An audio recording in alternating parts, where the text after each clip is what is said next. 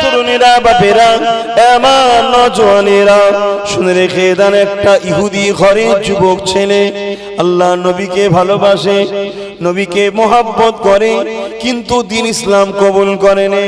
আমার রসুলকে ভালো লাগে, নবী যখনই বাইর হয় ওই যুবক নবীর পিছু পিছু ঘোরে, নবী যেখানে যায় যুবক নবীর পিছনে ঘোরে, নবীর সাথে থাকে। আল্লাহ নবী তাকে কখনো কিছু বলে না। যখন নবী মদিনা নববীতে ঢোকেন নামাজ পড়তে, যুবকটা কিন্তু আর ভেতরে যায় না। কেন? সেই ইহুদি ঘরের ছেলে নবী পাকের জুতা মোবারকটাকে নিয়ে বুকে করে নিয়ে দাঁড়িয়ে থাকতো। যখনই নবী বেরোতেন যুবকটা অমনি নবীর কদমে জুতো লাগিয়ে দিত। আল্লাহ নবী নালায়ে শরীফ পরে আবার যেখানে যেত ওই যুবক পিছু পিছু ঘুরত।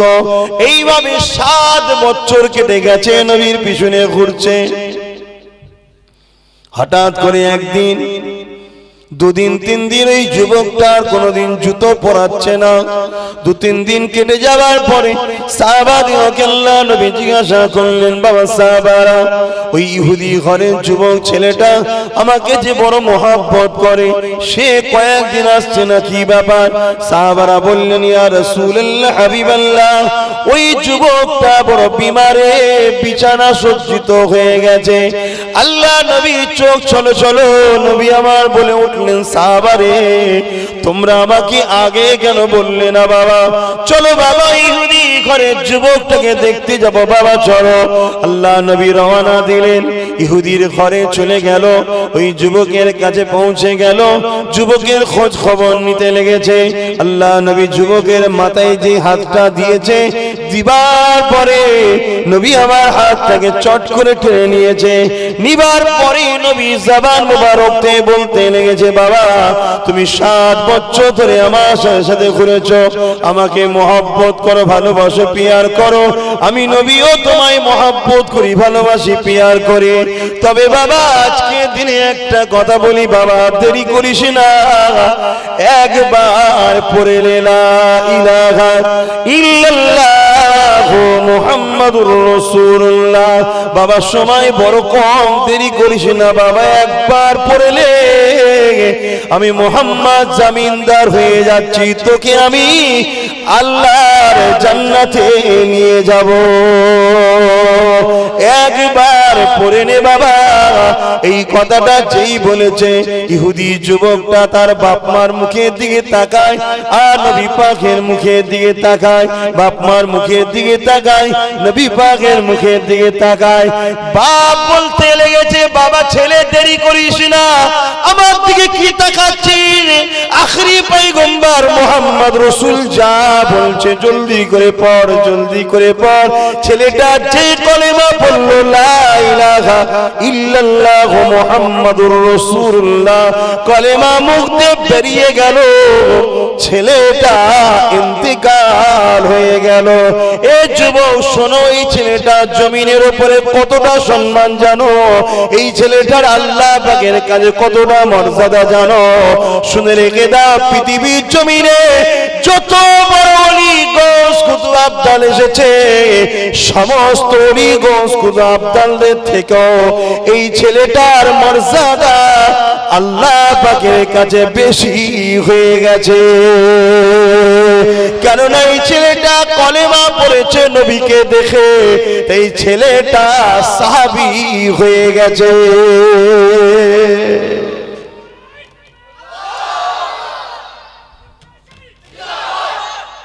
ইতিহাস বলে, বাবারা মাহারা এতিম এসে নবী আমার যখন মক্কা জমিনে গিয়ে মুশরিকদের বলেছিল, লা ইলাহা ইল্লাল্লাহ আনা মুহাম্মাদুর রাসূলুল্লাহ, ওই সময় মুশরিকদের সরদার আবু জেহেল, উতবা, সাইবা, আবু লাহাব আমার নবী পাকে এত কষ্ট দিয়েছিলেন, আল্লাহ নবীর সঙ্গে এত বিয়াদবি করেছিলেন, বাবার মাহারা এতিম এসে নবী আমার কাঁদতে লেগেছেন।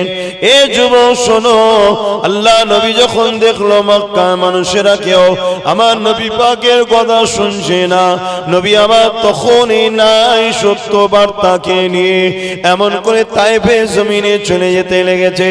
নবী আমার রওনা দিয়েছে, তার আগে মক্কা সন্ত্রাস জালিম আবু জেহেল উতবা সাইবা এরা মক্কার জমিন থেকে গুপ্তচর পাঠিয়ে তায়েফের সরদারদের কাছে খবরটা পাঠিয়ে দিল, মুহাম্মদ যাচ্ছে, মুহাম্মদ যা বলে সত্য বলে, কিন্তু মুহাম্মাদের দিকে যদি লোক চলে যায়, আমরা যে শয়তানের পূজারী, আমরা যে শয়তানের উপাসনা করি, আমরা যে ক্ষমতার জোরে মানুষকে শোষণ করি, আমরা যে ক্ষমতার জোরে নারী দেহ ভোগ করি, আমরা যে ক্ষমতার জোরে মানুষের অধিকার কেড়ে নিই, এটা বন্ধ হয়ে যাবে।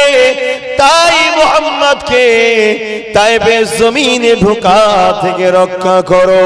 এ যুবক তোমাদের কি দিল কাঁদে না? হায় রে, আমার জিন্দেগিতে কোনোদিন যেন এমন কাজ না হয়ে যায়, ইসলামের ক্ষতিকারকের খাতায় আমার নাম না উঠে যায়। আমি নিজের ক্ষতি করেছি, নামাজ পড়ি না, আল্লাহর কাছে কাঁদবো, দয়াময় মাফ করবেন।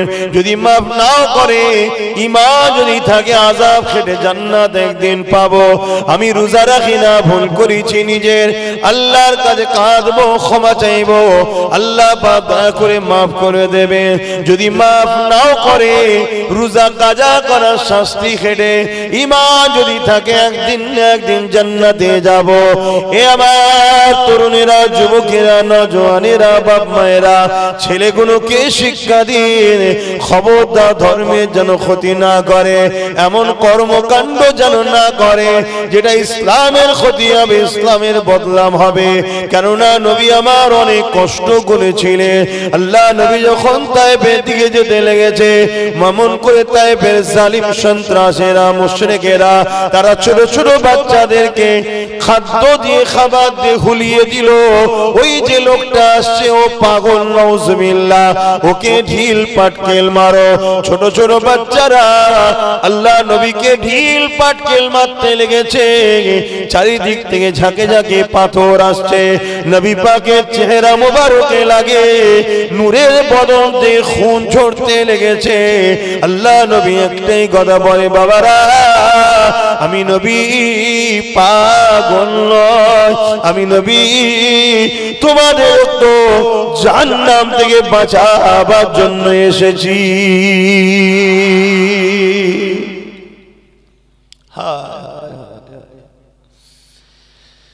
দিনের শেষে কখনো কখনো মনে হয় যে আল্লাহ জাহান্নাম তো বেকার করেনি, খদ্দের তো থাকবে, কিন্তু ভয় হয় খোদা আমি যেন খদ্দের না হয়ে যাই। তোমার এই ভয়টা থাকা দরকার, তোমার এই ভয়টা থাকা দরকার। মরে গেলে হুজুর নিয়েছে মনে হয়, জানাজা পড়ালি মনে হয় বেড়া পার হয়ে যায় নাকি? হুজুর নিয়েছে জানাজা পড়ানো, আলেমদের নিয়েছে দোয়া করানো, খারাপ বলছি না। সারা জীবন ইসলামের বিরোধী করলে, ইসলাম বিরোধী কর্মকাণ্ডকে সহযোগিতা করলে, ইসলাম বিরোধী কর্মকাণ্ড কেউ করতে নিষেধ করলে, তাদেরকে গালিগালাজ করলে, তাদেরকে ছোট বড় কথা বললে, আর লাস্টে মরে যাবার পর দোয়া, দোয়া অবশ্যই কাজে লাগে। কারা পাবে? যার পাত্রটা পাক থাকে। পাত্রটাই যদি নাপাক হয়ে যায়, তো পবিত্র দোয়া নাপাক পাত্রে যায় কি করে? ভাইরা, নওজওয়ানেরা, বোঝার চেষ্টা করেন, মানুষ মাত্র ভুল হয়ে যায়।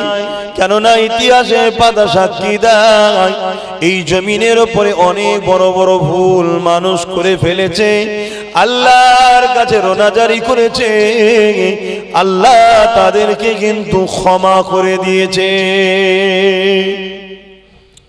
কিন্তু আমার নবীর মেহনতের কষ্টের কাজে যদি তুমি পানি ফেলে দাও, আমার নবীর মেহনতের কষ্টের কাজকে তুমি যদি পোড়াগুলো দেখে তুমি সমাজে সেই যাত্রা ফাংশন মেলা জলসাকে কেন্দ্র করে বিহায়াপনা বেশরিয়াতি কাজ করতে থাকো, মনে রেখে দিও এর কিন্তু মাফের রাস্তা তুমি পাবে না, আল্লাহ তোমাকে সুযোগই দেবে না। কেননা তওবা তো ওই ব্যক্তি করতে পারে যাকে আল্লাহ তওবা করার সুযোগটা করিয়ে দেয়।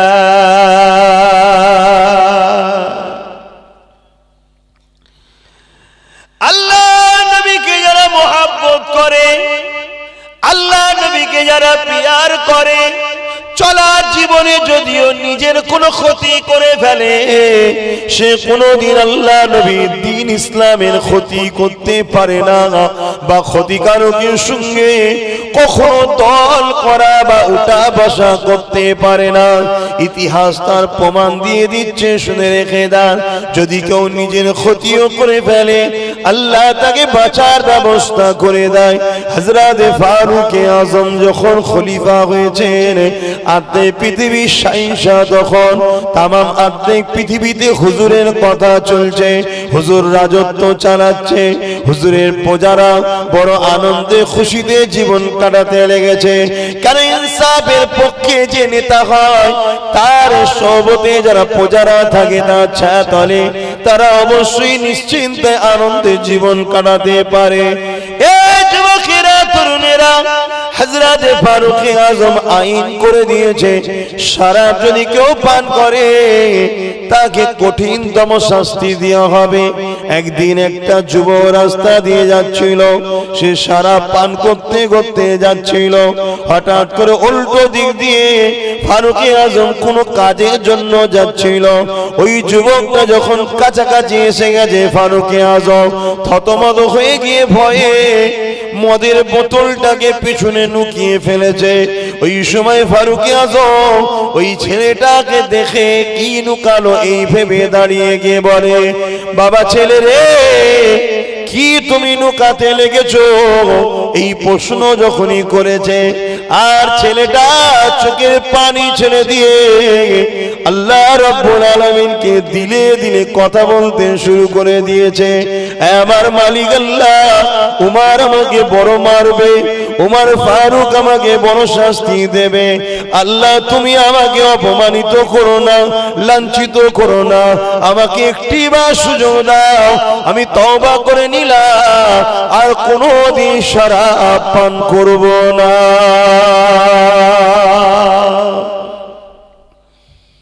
হযরত উমর ফারুক বলে, দেখো ছেলেটা দেখাতে লেগেছে। যখন দেখছে ওই শরাবের বোতলে দুধ রয়েছে, ওমর বলছে, তুমি দুধ পান করছো, তা তো ঘাবড়ে গেছো কেন? যুবক বলে, হুজুর আল্লাহু আকবার, আল্লাহ আমাকে ক্ষমা করে দিয়েছেন, আপনি আমাকে শাস্তি দেবেন না। হুজুর এতে দুধ ছিল না, মদ ছিল, আমি তওবা করেছি, আল্লাহ কবুল করে আপনার হাত থেকে আল্লাহ আমাকে বাঁচাবার জন্য এটাকে শরাব থেকে দুধে পরিণত করে দিয়েছে। দুরূদ শরীফ, আল্লাহুম্মা সাল্লি আলা সাইয়্যিদিনা মাওলানা মুহাম্মদ ওয়া আলা আলিহি।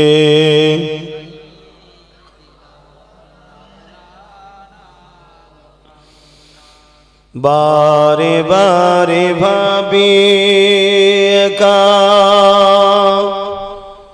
বসে নিরালাই রে, পাখি হলে উড়ে যেতাম সোনার মদিনায় রে, সোনার মদিনায় রে। বারে বারে ভাবি একা বসে নিরালাই রে, পাখি হলে উড়ে যেতাম সোনার মদিনায় রে, সোনার মদিনায় রে। ভাই যে প্রেম করে সে প্রেমের মজা বোঝে, যে করে না সে বুঝবে না, ঠিক না বেঠিক? এটা স্বাভাবিক।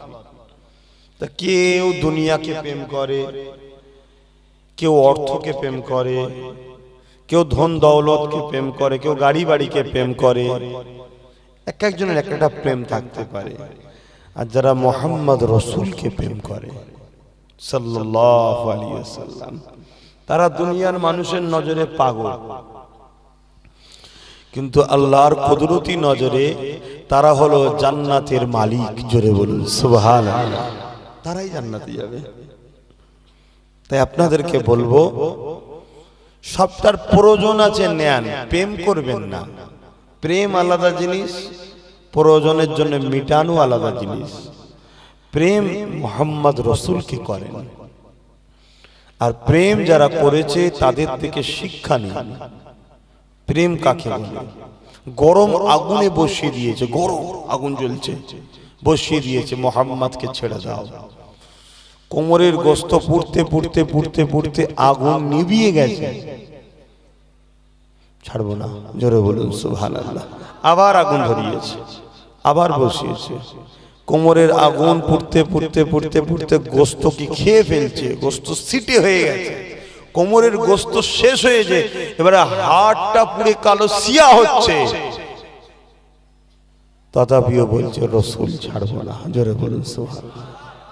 প্রেম, প্রেম কাকে বলে? প্রেম কাকে বলে? ঘোড়ার সঙ্গে দড়ি বেঁধেছে, দুটো ঘোড়ার পায়ে আর দুটো সাহাবীর পায়ে দড়ি বেঁধেছে, গরম মরুভূমির বালির ওপরে অর্ধ উলঙ্গ করে ছেড়ে দিয়েছে। পিঠের চামড়া এখান থেকে ছিঁড়তে ছিঁড়তে ছিঁড়তে ছিঁড়তে ছিঁড়তে কাঁধের কাছে গিয়ে গুটিয়ে জড়ো হয়ে গেছে। ভাবছেন আপনারা, শুনছেন, ভাবুন, পাথর কোনা ঢুকে গেছে, বালি ঢুকে গেছে, গরম বাড়িতে শুইয়ে দিচ্ছে, ওই অবস্থায় বুকে ভারী পাথর চাপে নিঃশ্বাস নিতে পারেনি। মুহাম্মদকে ছেড়ে দে, বলছে ছাড়বো না। জোরে বলুন সুবহানাল্লাহ। প্রেম। কেন এত প্রেম সাহাবারা নবীকে করেছে? কেন সাহাবারা জানেন এ জিন্দেগি আমার ক্ষণস্থায়ী, আজ আজি কাল নাই, চলে যেতে হবে। কিন্তু আমার রাসূল হলেন সেই আল্লাহর পাঠানো রাসূল। নবী যা বলেছে সত্য কথা বলেছে। আল্লাহ পাক দুনিয়া জমিনে আমাদেরকে পাঠিয়েছে কিছুদিনের জন্য। এই দুনিয়া জমিনে দুটো রাস্তা আছে, একটা রহমান আল্লাহর রাস্তা, আর একটা শয়তান শয়তানের রাস্তা। ইবলিসের রাস্তায় কিছুদিনের জন্য চোখের মজা আছে, শরীরের একটু আনন্দ আছে, নফসের একটু শান্তি কিছুদিনের জন্য। তারপরে কিন্তু দুনিয়া তো বরবাদ, আখিরাত তো বরবাদ। আর রহমানের রাস্তায় চলতে গেলে একটু বড় কষ্ট হয়। কেন? তুমি আল্লাহকে ভালোবাসো বলো, আমার আল্লাহ তোমাকে পরীক্ষা করে নেবে। গরম বালিতে শোয়াবো, আমার প্রেম করবি কি বল? তুমি বলবে আল্লাহ গরম বালি তো দূরের কথা। ইব্রাহিম খলিলুল্লাহ বলল, আগুনে যদি একবার নয় 1000 বার ফেলে দাও, আগুনে 1000 বার পুড়বো, 1000 বার জান দেবে, 1000 বার বাঁচবো, আবার পুড়বো। তথাপিও আল্লাহ আমি ইব্রাহিম তোমাকেই ভালোবাসবো। টান মেরে নমরুদ ফেলে দিল, আগুনে পড়তে দেরি। আল্লাহ বলছে আগুন পরীক্ষা ইব্রাহিমের কমপ্লিট, ফুলের বাগান হয়ে যায়। মা সত্তা সামনে তার বাচ্চাগুলোকে ফেরাউন গরম তেলে ফেলতে দেরি। আল্লাহ বলল গরম তেলে জান্নাতের শান্তি ওর মধ্যে মা সত্তার বাচ্চাদের জন্য তৈরি হয়ে যায়। নবী বলেন দুনিয়ায় যখন কেউ আল্লাহর প্রেমে নিজের জীবনকে দেয়, আল্লাহর প্রেমে নিজের জানকে উৎসর্গ করে দেয়, ওই যেমন একটা ছোট্ট পিপিলিকা কামড়ালে যতটুকু না কষ্ট হয়, তার জানটা বেরোবার সময় তার থেকে অনেক কষ্ট সে পায়। দুনিয়া দেখে তাকে জবাই করছে, দুনিয়া দেখে তার হাত কাটছে, দুনিয়া দেখে তার পা কাটছে, দুনিয়া দেখে দেখে গরম তেলে ফেলছে, দুনিয়া দেখে দেখে ফাঁসিতে ঝুলাচ্ছে, দুনিয়া দুনিয়া দুনিয়া দেখছে। কিন্তু আল্লাহর প্রেমে এত দিবানা হয়ে থাকে, ওই ফাঁসির কাঠগড়াতে এমন করে তার উপরে যে জুলুম হচ্ছে, হাত কাটা, পা কাটা, গুলি করা বা জবাই করা, ওই কষ্টটা সে কিছুই বুঝতে পারে না। কেননা সে জানে জান যিনি দিয়েছে তেনার জন্য যাচ্ছে। অতএব আমি আমার মালিক আল্লাহ পাককে দেখতে পাবো।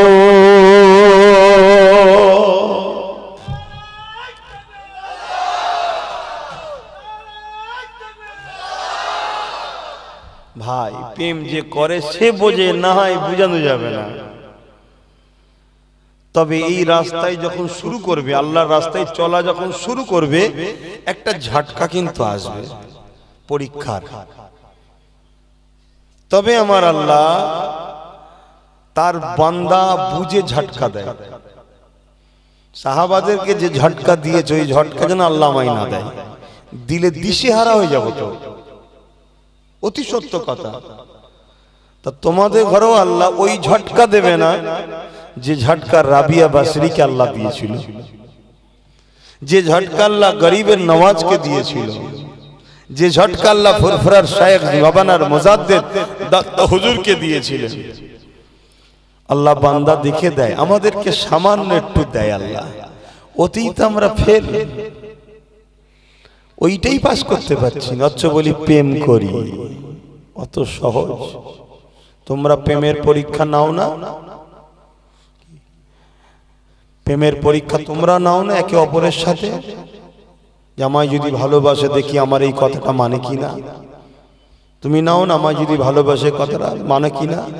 অথচ তোমার আমার পরীক্ষা নেবার কোনো অধিকারই নাই, তারপরও নি আমরা দুনিয়ার স্বার্থে প্রেম। আর যে আল্লাহ আমাদেরকে সব দিল, চোখ দিল, কান দিল, হাত দিল, নিঃশ্বাস দিল, অস্তিত্ব দিল, বাঁচিয়ে রেখেছে, সেই আল্লাহ পরীক্ষা নেবে না? আল্লাহ কাউকে গরিব বানিয়ে পরীক্ষা নাই, কাউকে আবার আল্লাহ ধনী বানিয়ে পরীক্ষা নাই। গরিবের 5টা সন্তান ছেলে মেয়ে, আর ধনীর একটা, দ্বিতীয় কেউ নেই বা একটাও নয়। আল্লাহ আমি গরিব, আমি কি করে নিজে খাবো তার ঠিক নাই, আবার তুমি 5টা দিলে, এটা তোমার জন্য আল্লাহ পাকের বড় পরীক্ষা। বান্দারে তুই যদি সত্যি আমাকে বিশ্বাস ও ভালোবাসিস, কেন তুই বললি না রিজিকের মালিক আল্লাহ তুমি, আমি নয়? যদি তুমি আমার কপালে ডাল ভাত রাখো আলহামদুলিল্লাহ, একদিন রাখো একদিন না রাখো আলহামদুলিল্লাহ। ওগো আল্লাহ তুমি আমার জন্য যেটাই রেখেছো আলহামদুলিল্লাহ। কেন আমি তো আমার নয়, আমি তো আল্লাহ তোমারই। এই জিন্দেগি তো আমি বানাইনি, এই রূহ তো আমি সৃষ্টি করিনি, এই রূহ তো আল্লাহ তোমার, এই হাত দুটো তো আমি বানাইনি, আল্লাহ তুমি বানিয়েছো। এই জিন্দেগিটা তো আমি বানাইনি, আল্লাহ তুমি দিয়েছো। খিদার জ্বালা পেট, এই পেট তো আমি বানাইনি, আল্লাহ তুমি দিয়েছো। এই পেট খিদার জ্বালায় জ্বলবে কি নিবারণ হবে? তুমি যেটা চাইবে সেটা হবে।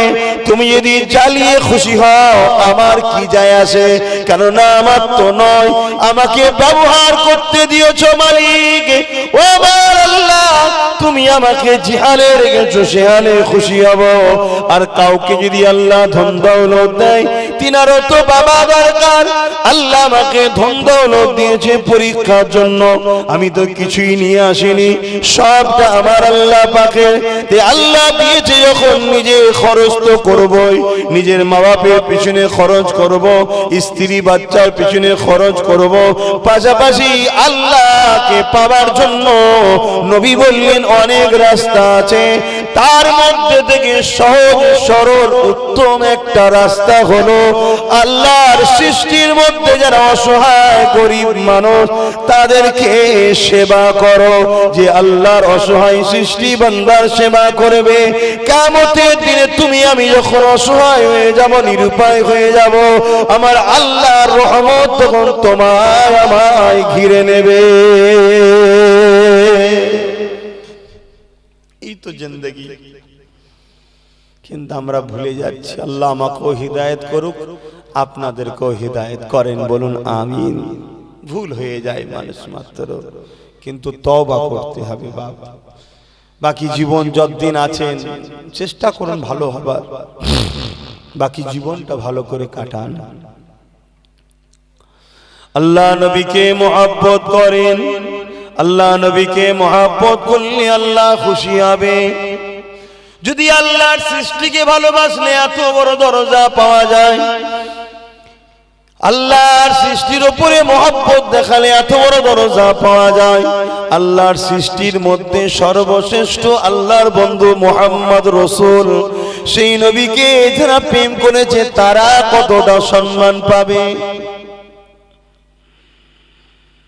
হাদিসের মধ্যে রয়েছে, যুবকেরা, তরুণীরা, বাপেরা, আমার নওজওয়ানেরা শুনে রেখে দেন, একটা ইহুদি ঘরে যুবক ছেলে আল্লাহ নবীকে ভালোবাসে, নবীকে মুহাব্বত করে, কিন্তু দ্বীন ইসলাম কবুল করেনি।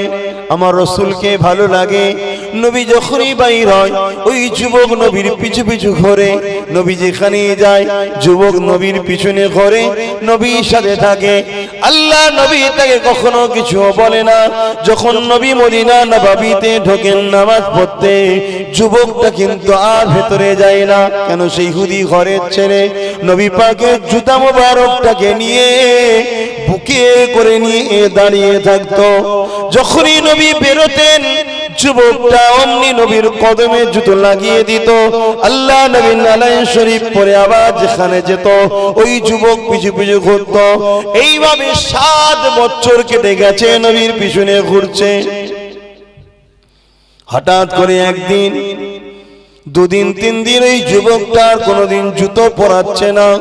2-3 দিন কেটে যাওয়ার পরে সাহাবাদিকে আল্লাহ নবী জিজ্ঞাসা করলেন, বাবা সাহাবারা, ওই ইহুদি ঘরের যুবক ছেলেটা আমাকে যে বড় মহব্বত করে, সে কয়েকদিন আসছে না, কি ব্যাপার? সাহাবারা বললেন, ইয়া রাসূলুল্লাহ, হাবিবাল্লাহ, ওই যুবকটা বড় বিমারে বিছানা সজ্জিত হয়ে গেছে।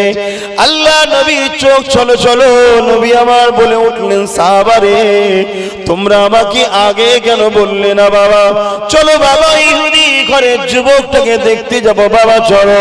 আল্লাহ নবী রওনা দিলেন, ইহুদির ঘরে চলে গেল, ওই যুবকের কাছে পৌঁছে গেল, যুবকের খোঁজ খবর নিতে লেগেছে। আল্লাহ নবী যুবকের মাথায় যে হাতটা দিয়েছে, দিবার পরে নবী আমার হাতটাকে চট করে টেনে নিয়েছে।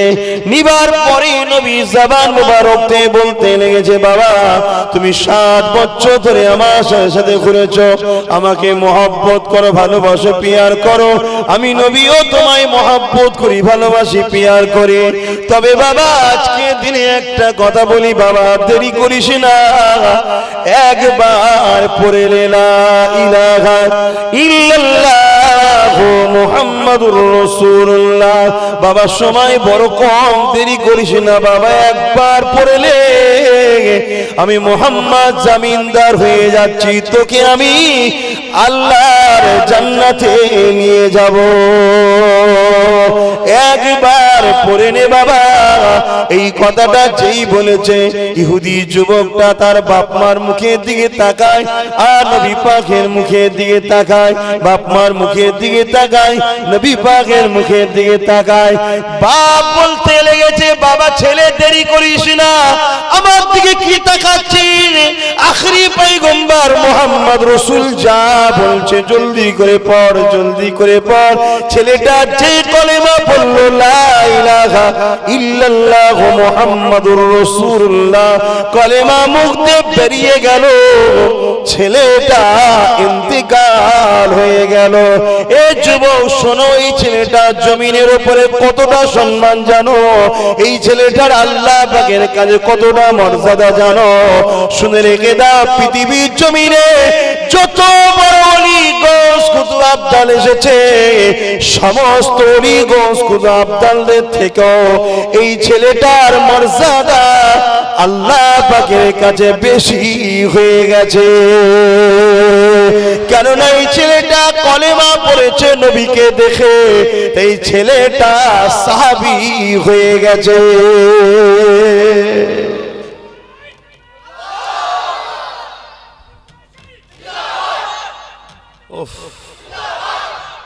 আল্লাহ ভাবেন আমার ভাইরা, মোহাব্বত জাহান্নামের ঘরে জাহান্নাম থেকে টেনে ওকে একদম শেষ সময়ও জান্নাতে নিয়ে গেল। মোহাব্বত কার? নবীর। আর মোহাব্বত কাকে বলে বোঝেন তো নাকি? হ্যাঁ, নবীর মোহাব্বত থাকবে আর এজিদের দলে সাথ দেবো হোসাইনকে শহীদ করার জন্য। মোহাব্বত তো নাকি এটা মুনাফিক। একে কি বলা হয়? মুনাফিক। নবীর মোহাব্বত থাকবে আর নবী বংশের ছেলেদেরকে শরীফুল নসবদের ঘরে গালিগালাজ করব। নবীর মোহাব্বত তো নাকি বিশাল মোহাব্বত। কেন? আমি তো নামাজ পড়ি। বাপ, হায় হায় হায়, মোহাব্বত রেখে যদি নামাজ পড়ো ওটা হবে ইবাদত। নবীর মোহাব্বত ছাড়া যদি নামাজ পড়ো ওটা বেকার, কিচ্ছু দাম নেই। কেন? আল্লাহ কারো নামাজের দিকে তাকিয়ে নেই, আল্লাহ কারো নামাজের মুখাপেক্ষী নাকি? মোহাব্বতের সাথে যদি নামাজ পড়ো, নামাজ তো পড়তেই হবে, কিন্তু শর্ত হলো মোহাব্বত রসুলের উপরে ঈমান এনে, আর ঈমান নবীর মোহাব্বত আদব ও রসুল বলে মেনে নেওয়া, এটাই হলো ঈমান। আর নবী বলছেন, শোনো বাবা, শরীফুল নসবকে মোহাব্বত করতে হবে। ওয়াজিব, ওয়াজিব বোঝেন কি গো? এ ওয়াজিব বোঝেন? কি ওয়াজ করব? ওয়াজিবই বোঝেন বলছে, হ্যাঁ কি না বলুন? ওয়াজিব হচ্ছে ফরজের পরের দরজা, কিন্তু শাস্তির দিকে ফরজ তরক করলে যা শাস্তি, ওয়াজিব তরক করলেও সেই শাস্তি, শাস্তির দিক দিয়ে। শরীফুল নসবদের ঘরে মোহাব্বত করাটা হলো ওয়াজিব। শরীফুল নসব কারা বলতে পারবেন কেউ? জি, হ্যাঁ কি না বলুন? পেরেশানে পড়ে গেছে নাকি? শরীফুল নসব হলো, মনে রাখবেন, এগুলো ভুলে যান কেন? শরীফুল নসব হলো নবীর বংশের সন্তান, সাহাবাদের বংশের সন্তান, এদেরকে সম্মান করতে হবে। যদি এরা শরিয়াত বিরোধী কোনো কাজ করে ফেলে, উলামাদের দায়িত্ব তাদেরকে আদবের সাথে, জনসম্মুখে নয়, নিরালায় তাকে সঠিক দিনটা ধরিয়ে দিতে হবে। যদি সে বলে যে না তোমার কথা মানতে রাজি নয়, তার থেকে মুখ ফিরিয়ে দিতে হবে, বিয়াদবি করা যাবে না। কেন? এ নবীর ও নবীর সাহাবাদের বংশের সন্তান। কেননা এদেরকে আঘাত দিলে নবী ও সাহাবারা কষ্ট পাবে। কিন্তু আজকে আমার কওমের একদল মানুষ দুনিয়ার বেঈমানদের জন্য আমাদের সঙ্গে ঝগড়া করছে, আছে না নাই? দুনিয়ার বেঈমানদের জন্য ঝগড়া করছে আমাদের সাথে। যদি জানতাম দিন ইসলামের পক্ষে দাঁড়িয়ে ঝগড়া করছে আলাদা কথা ছিল, তাও যাক বাবা, কিয়ামতের দিন না হয় আমাদের সামনে করা হবে, যে দিনের স্বার্থে করেছে, তোমারও ভুল আছে ওরও ভুল আছে, তুমি ওকে ক্ষমা করে দাও, এ তোকে ক্ষমা করে দেবে, এরকম হবে কিয়ামতের দিনে। এমন কিছু কিছু ক্ষেত্রে হবে, দেখা যাবে সবটাই তার ভালো, আল্লাহ ওয়ালা লোক, কিন্তু একটা ছোট্ট কিছু কারো কাছে ভুল করে ফেলেছে, আমার আল্লাহ তাকে পছন্দ করে, কিন্তু একটা ভুল হয়ে গেছে, হক্কুন নাস একটা হয়ে গেছে, আল্লাহ তো মাফ করবে না। আর যার সাথে হক্কুন নাস হয়ে গেছে, দেখা যাচ্ছে সে বড় আসামি, বড় পাপী, তাকে আল্লাহ ধরে নিয়ে আসবে। তোমার তো অনেক পাপ আছে, জান্নাত যাওয়ার তো কোনো রাস্তা নাই, তুমি যদি আমার পিয়ারা বান্দাটাকে মাফ করে দাও, আমি তাহলে তোমায় জান্নাতে দেবো। কথা শুনছেন, সে তখন মাফ করে দেবে জান্নাত যাওয়ার আশায়। ওই ওসিলায় দুজনেই বেড়া পার হয়ে যাবে। জোরে বলুন সুবহানাল্লাহ। কিন্তু তুমি কার জন্য কার বিরোধী করছো? হ্যাঁ, এগুলো বুঝতে হয়। তবে কার কষ্ট কার ভালো ওটা তো বড় বিষয় নয়। আমি যদি আল্লাহর জন্য প্রচার করি তাহলে আমার মনে রাখতে হবে, দুনিয়া আমাকে যদি ছেড়েও দেয়, দুনিয়া আমাকে যদি দাওয়াত নাও করে, দুনিয়া আমাকে যদি অপমানও করে, দুনিয়া আমাকে যদি ক্ষতিও করতে চায়, দুনিয়া যদি আমাকে আঘাতও দিতে চায়, দুনিয়া যদি আমাকে গালি দিতে চায়, দুনিয়া যদি আমাকে মিথ্যা বদনাম দিতে চায়, দুনিয়া যদি আমাকে দালালও বলতে চায়, যা খুশি বলুক, যদি আমি আমার আল্লাহর জন্য কাজ করে থাকি তাহলে দুনিয়ায় কে কি বলছে আমার দেখার দরকার নাই। আমি তো আল্লাহর খুশির জন্য বলবো, তাহলে আমাকে হক কথা বলে যেতে হবে। আমি আল্লাহর খুশির জন্য মানুষের সেবা করব, আমি আল্লাহর খুশির জন্য রাষ্ট্রের সেবা করব, আমি আল্লাহর খুশির জন্য বিধবার অধিকার দেব, আমি আল্লাহর খুশির জন্য এতিমকে সাহারা দেব, আমি আল্লাহর খুশির জন্য অসহায়ের মাথায় হাত বোলাবো। কেননা নবী আমার জানিয়ে দিলেন যে এতিমের মাথায় হাত বুলিয়ে দেয় সে যেন আমি মুহাম্মদ আমার মাথায় হাত বোলালো। কিন্তু আজ এতিমকে ভালোবাসতে গেলে এক শক্তিশালী হাত আমার হাতকে ভেঙে দিবার প্ল্যান করছে। তাই আমাকেও সেই হাত তৈরি করতে হবে যে হাত আমার হাত ভাঙতে আসছে, ওই শক্তিশালী হাত আমাকেও করতে হবে। তবেই তো আমি এতিমকে সাহারা দেব, তবেই তো আমি মদকে বন্ধ করব, তবেই তো আমি জেনা বন্ধ করব, তবেই তো আমি সমাজে লুটা বন্ধ করব, তবেই তো আমি সমাজে ডাকাত কোনকে ধরে ধরে জেলে ভরব, তবেই তো আমি সমাজে ন্যায় ইনসাফ প্রতিষ্ঠিত করব। এখানে দোয়া করে সুদের কারবার বন্ধ করা যায় না, এখানে দোয়া করে এতিমের অধিকার ছেড়ে খাওয়াকে বন্ধ করা যায় না, এখানে দোয়া করে বিধবাদের অধিকার ছেড়ে খাওয়াকে বন্ধ করা যায় না। দোয়া যেমন দরকার আছে, প্র্যাকটিক্যাল নেবে কাজ করে যে জায়গায় বসলে গরিব এতিম অধিকার যারা লোটন করে তাদেরকে রুকা যায়, ওই জায়গাতে যাবার নাম ইসলাম। চ্যালেঞ্জ, যদি কেউ আমার বলে ভুল হয়েছে আমি তাকে উস্তাদ বলে মেনে নেব।